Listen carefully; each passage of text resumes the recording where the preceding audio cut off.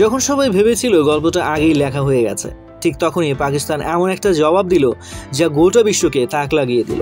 ভারতের মতো শক্তিশালী প্রতিপক্ষের বিরুদ্ধে এমন জবাব কেউ কখনো কল্পনাও করে। ঘটনাটা শুরু হয় এক আন্তর্জাতিক মঞ্চে, যেখানে ভারতের একটি সিদ্ধান্ত নিয়ে কড়া প্রতিক্রিয়া জানায় পাকিস্তান। প্রথমে এটাকে সবাই কূটনৈতিক দেখনদারি বলে ধরে নেয়, কিন্তু পাকিস্তান যা করলো তা ছিল একেবারে ভিন্নধর্মী এক নতুন ধরনের জবাব, যা কোনো ক্ষেপণাস্ত্র দিয়ে নয়, বরং বুদ্ধি, প্রযুক্তি ও জনগণের শক্তিকে কাজে লাগিয়ে দেওয়া হয়েছিল। ঘটনার সূত্রপাত কিভাবে? সাম্প্রতিক সময়ে ভারতের একটি উগ্রপন্থা বিরোধী সামরিক অভিযান পাকিস্তান সীমান্তের খুব কাছাকাছি ঘটে। ভারত দাবি করে এটি তাদের সার্জিক্যাল রেসপন্স ছিল সন্ত্রাসবাদের বিরুদ্ধে। পাকিস্তান আনুষ্ঠানিক প্রতিবাদ জানালেও এবার শুধু কূটনৈতিক কণ্ঠে নয়, তার চেয়েও চমকপ্রদ কিছু করলো।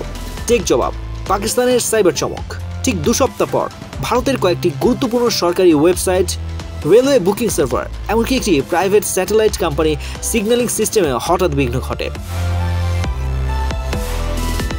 বিশেষজ্ঞরা প্রথমে হ্যাকারদের কীর্তি ভেবেছিলেন, কিন্তু পরে জানা যায় এটি একটি সুসংগঠিত রাষ্ট্রীয় সমর্থিত সাইবার অপারেশন ছিল, যার মূল পরিকল্পনায় ছিল পাকিস্তানের মিলিটারি সাইবার ইউনিট।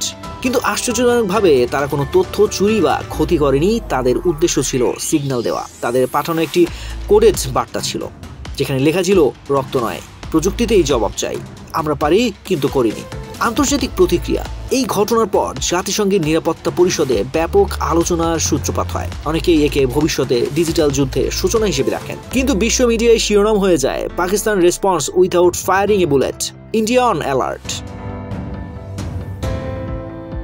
ক্রিকেট মাঠেও জবাব।